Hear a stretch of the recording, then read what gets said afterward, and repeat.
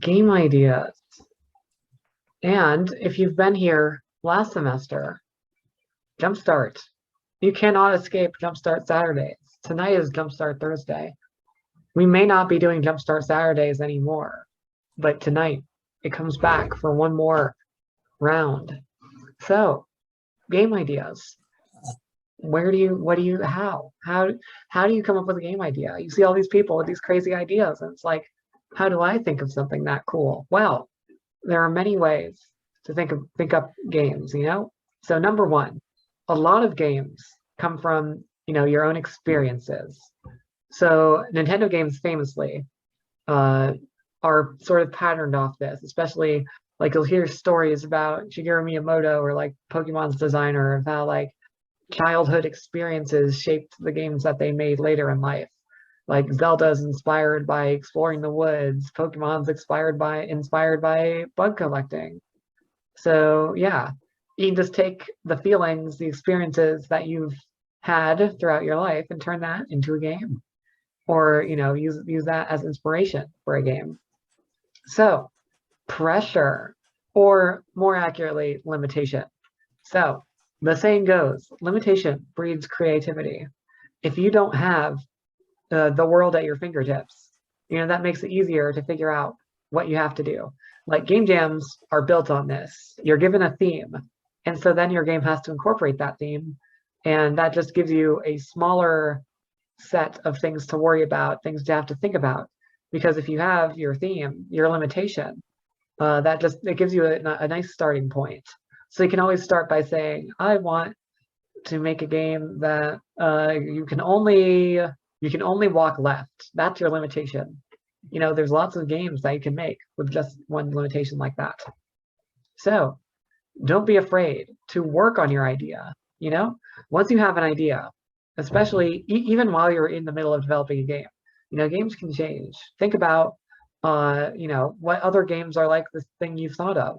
How can you how can you draw inspiration from them, or how can you change what doesn't work about those, that kind of thing.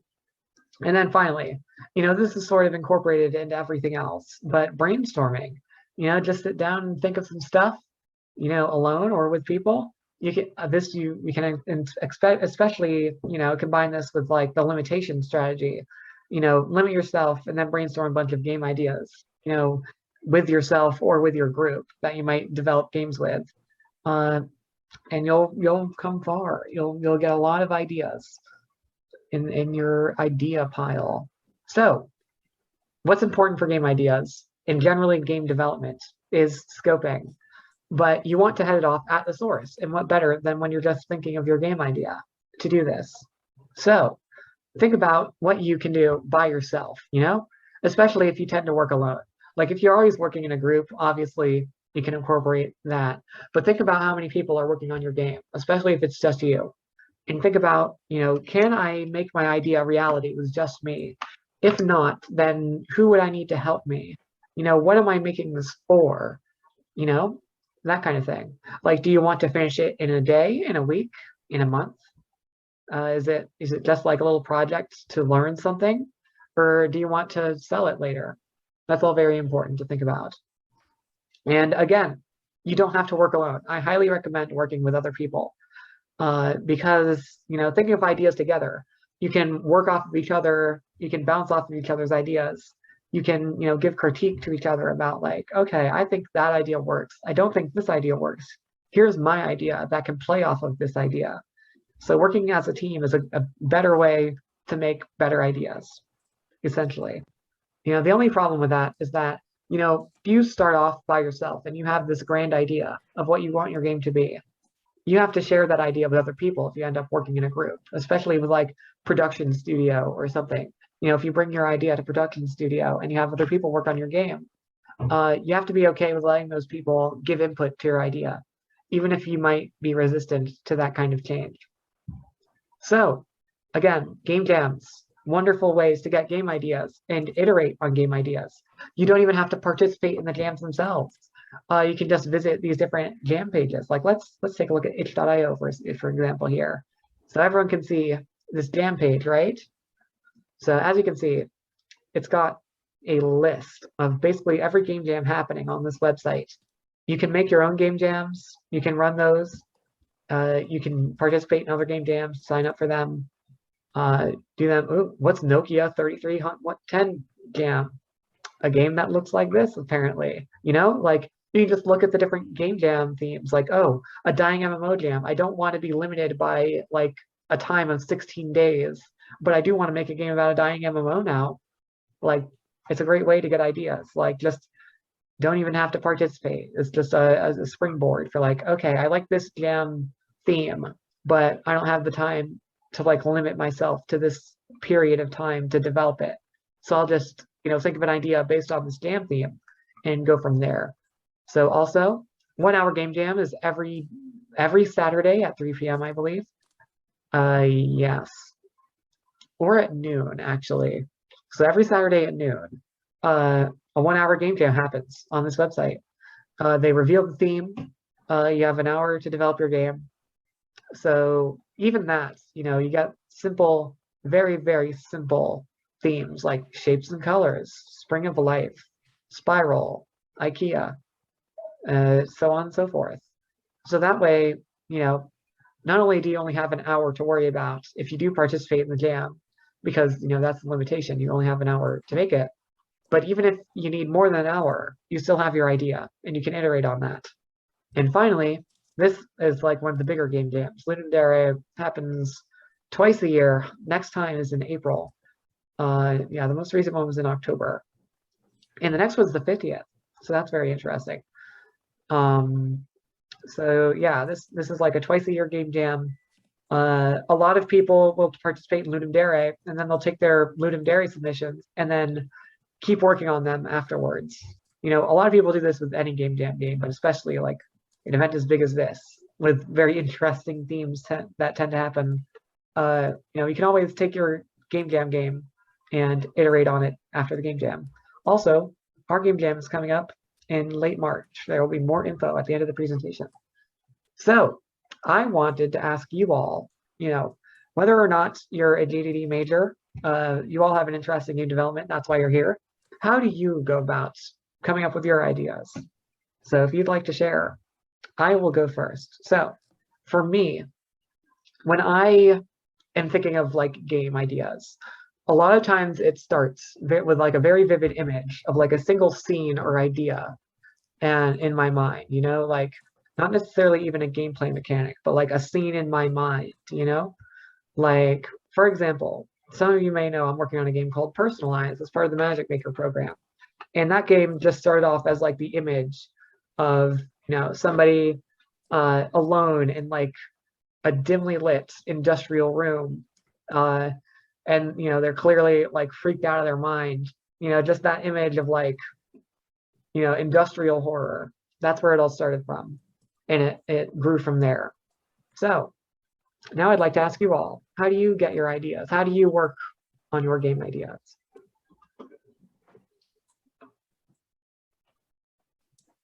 Okay, we have a message in the chat. Okay, John, would you like to go? Yeah. Wait. Oh, is my mic working? Yes. Okay. Yeah, for my game ideas, I usually like to start out with the limitation or like the obstacle that the game has. Like what is the player interacting with is how I like to start most game ideas. Like, for example, I worked on a game like Bride of Godith. You got the goal like immediately with getting this goat. What is stopping it? There's people that don't want this person to get the goat. How do they stop them? Okay, they like see the player and then they spawn. So it's like a stealth game. And then that's how I come up with like most ideas is limitations. Like with platformers, they have to get on the platforms. How do they get on the platforms? And then that goes down a rabbit hole. And that's usually how I like to go through my game ideas. Yeah. Just starting off from that limitation, because even with a limitation, there's lots of brainstorming to be done. Exactly. And it also makes sure that there's no like over scoping. Like I feel like if you start with limitation, you get a good idea of like the minimum viable product that you need. Exactly. Would anyone else like to share their thought process behind, thinking up game ideas? I guess I could. I don't really have like a process as much as just like I don't know, like I think most of my ideas for like games I want to make come out of I mean, I guess I don't spend that much time making games because I usually have like school or something else to do, but when I do, I just have like this mental backlog of a bunch of like basically just like really cool experiences that I guess I would want to have in a game. And like hopefully other players would want as well. But I just like uh I mean most of the time I'm just like instead of actually like directly implementing it, I'm just like sort of letting it sort of keeping it in the back of my mind and like uh just sort of like every once in a while whenever it pops into my head then like sometimes I'll just get an idea like for some I don't know mechanic or item or like story beat or like lore detail that I'll realize hey that would be really cool and that just gets me thinking on like a basically a train of shower thoughts, which I try to write down most of the ones I think of. So I guess my advice is just like be prepared to sort of like act as sort of an air filter, just sort of like picking out like random ideas wafting around in your head, and then just like uh taking ones you think have like or sound like they could go somewhere interesting and just like keeping them down in a notebook so you don't forget them and then hopefully later on you can like Why am I dying? combine them Fuck. and refine them. Yeah. Very interesting design process. Anyone else like to share? The notebook approach is very good because, then you can come back to your ideas later. The worst thing is like having a great idea and then not writing it down. And then later you're like, oh, what was that thing I thought of? And then it's gone forever. Rest in peace. Yeah, Yes, that I have happens. mine. Yeah, I got my notebook of game ideas right here. So Sweet. very useful to have. Yeah, I keep mine by my bed because like often when I'm falling asleep, then that's when I'll think of like I don't know, particularly cool stuff. Like I say when I'm falling asleep, it's more often when I can't get to sleep because my mind's just buzzing. Sorry, I joined slightly late. Is this asking people how they get game ideas? Yeah, this week's presentation is on Okay. game ideas. We've talked a little bit about, if we go back a little bit, we've got, just the general concept of like, okay, you can draw from your real life experiences. There are limitations that you can put on yourself that help you, and game jams are a way to do that artificially. And you can improve on your ideas before you start developing, and brainstorming by yourself or with a group, just in general, by combining these aspects is a great way to come up with game ideas. Keep in mind scope, game jams, do them. So yeah, that's sort of the rundown of what we've been going over. Cool, So thank you. I believe you're Willops, right, on the Discord. I am Willops, yes, Paper Planet developer. Yes, famous Paper Planet developer, Will. World famous. 3 whole YouTube videos. Would you like to share how you get your ideas? Sure. when it comes to concepts for entire games, usually I try to start with some mechanic that I find compelling and then build off of it. So it can be mechanics based in games that I've played in the past. Like, you know, the mechanic where you catch creatures in Pokemon. What can I do with that? Where can I take that? How does that mechanic work? What's its value? And how can I reinforce that value with other new mechanics? Or I'll think of some mechanic on my own that I find compelling, like a hexagonal grid where items in the grid affect adjacent hexagons. And then it's like, well, what can you do with that? Is it a puzzle game? Is it some really weird equipment inventory screen? And just kind of like build off of that. So that's kind of how I come up with game ideas. Yeah. So yeah, so you know what Will was talking about, and what is very important is mechanics first. A lot of people, you don't always have to do that, but generally people will recommend that when you think of a game, you want to think of the mechanics first, because it's much easier to write a story around a game that is focused on mechanical, quality than it is to build a game around a narrative that you write. And that really just comes down to the kind of game you're trying to make, because obviously if you're making, say, a visual novel, or just a game where your choices are very important, you might want to focus more on narrative and not think about the mechanics so much until you have more of your narrative plotted out.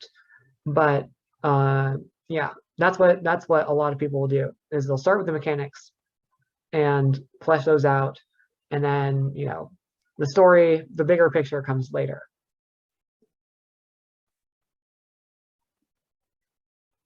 So yeah, unless anybody else would like to share their process, we're going to move on to the brainstorming portion. That's right, you can't escape Jumpstart. It's back for one last round. So we're going to go through those different ideas, those different methods of brainstorming.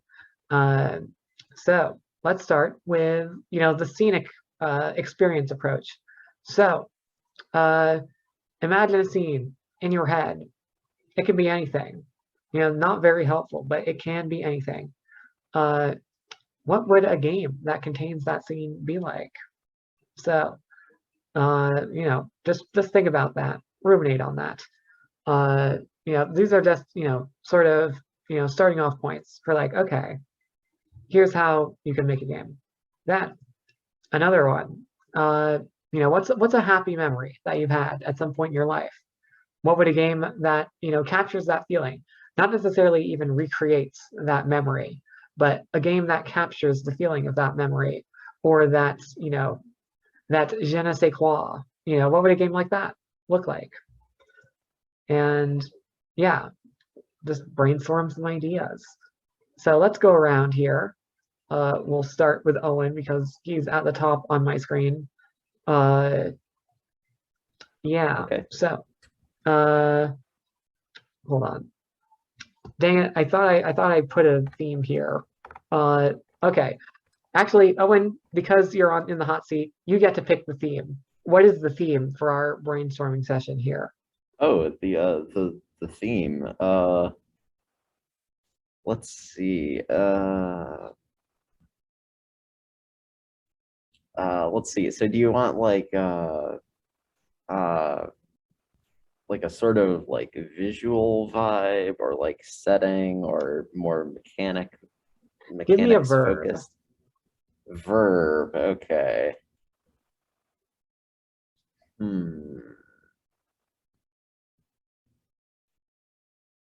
Verb. How about, this is a bit of a generic one when it comes to games, but how about traverse? Traverse. Okay. It's a little different from like something like just run or like walk. Something that like means like I don't know, or something that puts the focus on like how exactly you're going to get through a place. Okay, and I'm going to add an extra limitation to that to make our brainstorming session a little more interesting. Traverse backwards. That is our theme tonight. So let's all come up with a game idea together. How many? There's 10 of us here. We are a 10-person dev team now. How are we going to make a game about traversing backwards?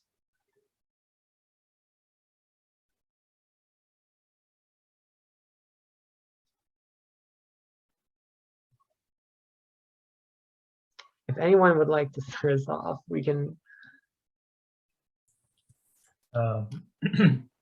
Traversing backwards makes me think of some kind of narrative, maybe.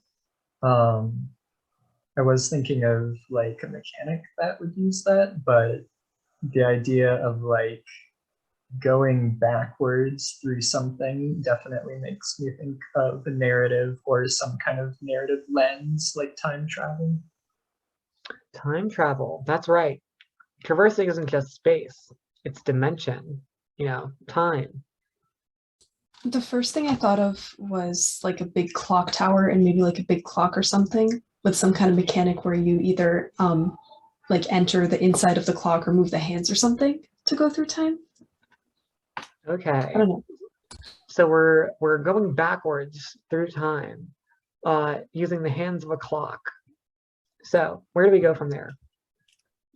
Isn't this like the premise of TikTok clock in Mario 64? Oh shit, you're right. I do like it though.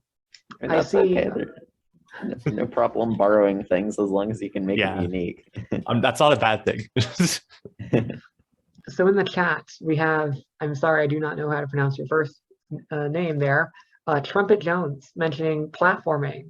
So I'm not sure if what Julia was suggesting was in a platforming sense.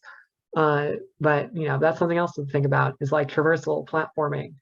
A lot of time travel games do not necessarily, like outside of say A Hat in Time, but I don't think that's really about time travel, don't really incorporate platforming.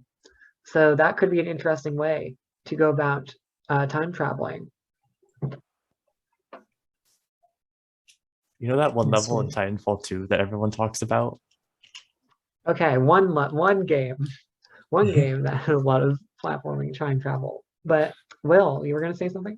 Makes me think of Braid, the kind of quintessential time traveling platformer. There are more time traveling platformers than I remember. So. At least two.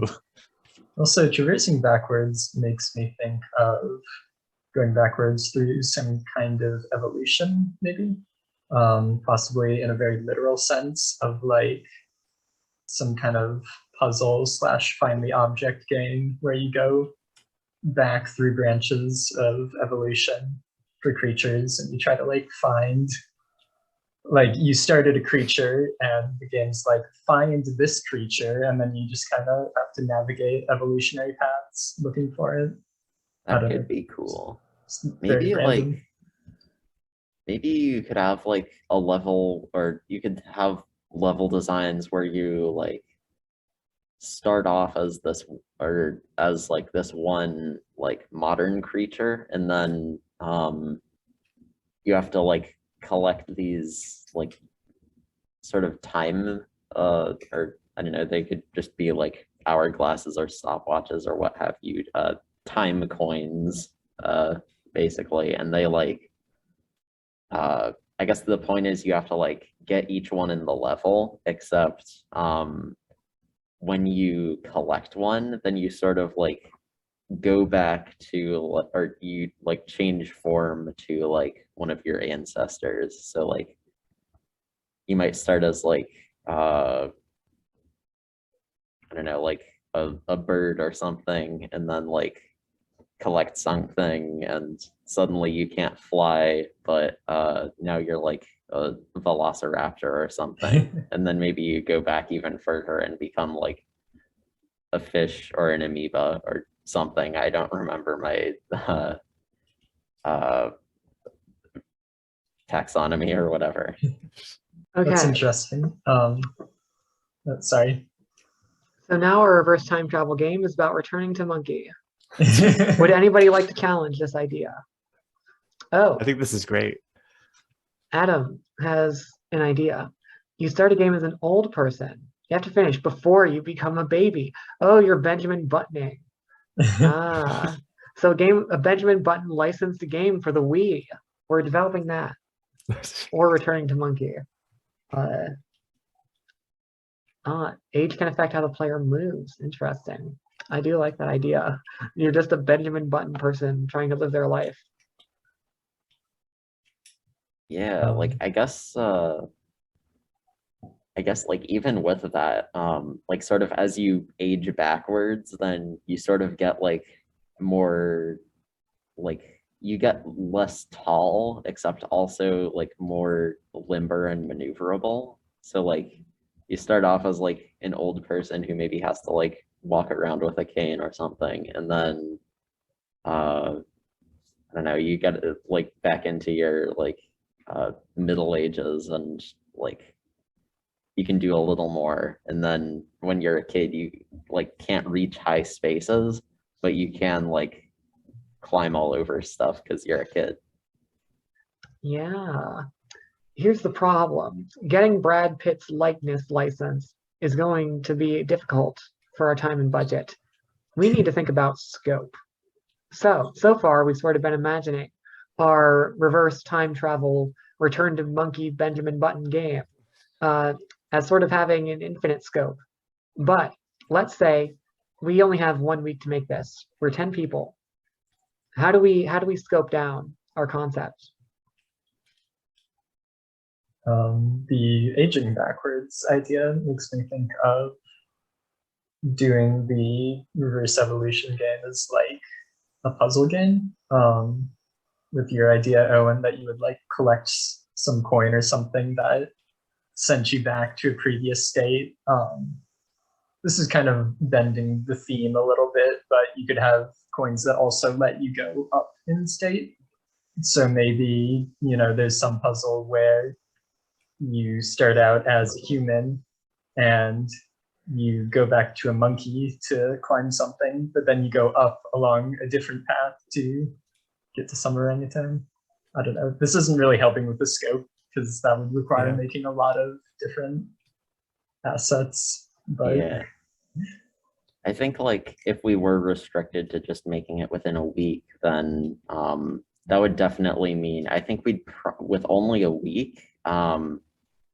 I think it would be best to just have like one like really strong like method of movement rather than like all these different forms with their own like movement quirks that you'd have to program in. So I think that would change it to be like pretty different from what from the ideas we've been thinking about here.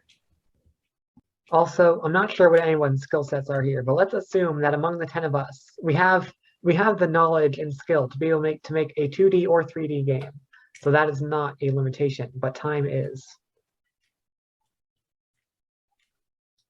I'm wondering if there's a way that we can kind of like change the form of the game to maintain what we're going for, but perhaps have a type of genre that's a bit easier to work with, because platformers are often kind of like high cost things.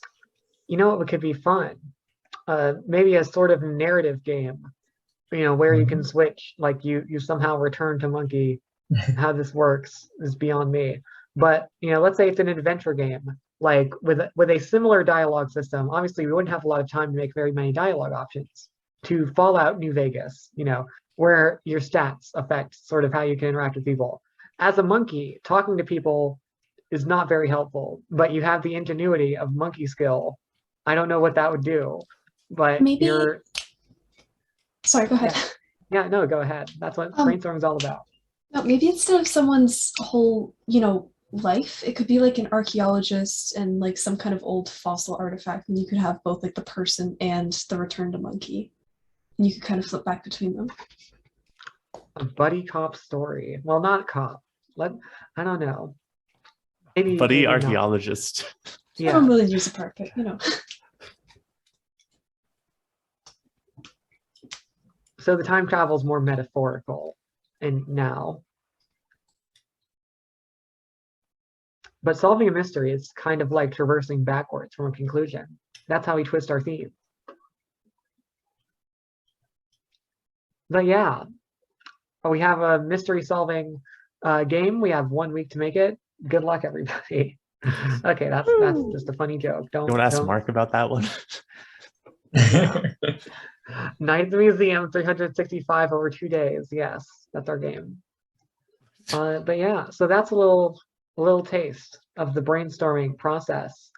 Thank you for participating, everybody. It'll come along very handy for future game jams that you may participate in. This sort of bouncing off, limiting yourself based on your scope, your time. A lot of the time, you don't even have a week. You have a weekend or a day or an hour. So something to consider. And, the less time you have, the less time you can spend brainstorming, which means you have to really get good at scoping your ideas. So that is our discussion on, game ideas. That means we have some announcement to make. Speaking of game jams, our game jam is in about, well, not even more than a month and a half, basically. March 18th to 20th. So that's the weekend after spring break is our game jam in the spring. It will become spring during our game jam, actually. So more details about the exact time. It'll be pretty similar to last semester in terms of like the timeline over that weekend. But the weekend after we all come back from spring break is our spring game jam. So if you're not a part of our Discord already, I'm surprised you made it here, but here's a QR code to it. If you would like to join us, we meet here on Zoom every Thursday at 7. So if you want to see more game development presentations, you found the right place. And finally, our club elections are next week. If you have not signed up to run, now is the time to do so because the form closes at noon tomorrow. It's in our announcements channel on Discord. Here's another look at that QR code if you're not in the Discord and you suddenly discovered us and want to be part of our e-board. We are holding that meeting next Thursday. So for those of you here who may happen to be running, if you cannot attend in person, we ask that you make some campaign materials if you would like to do so. It's not required, but having some kind of speech or material prepared will probably help get you elected if that is your burning desire. So yeah, if you prepared those materials, a lead will present it for you to help your message along and potentially get you elected. And if you plan on being there in person, you can give any speech or campaign in person. You can campaign right now in our Discord. Get the public on your side for next week's vote. Become a part of the e-board. So that's very exciting. But that is it for this week's presentation. And we will be kicking over to Discord for project sharing. Let's see you all there. Bye-bye.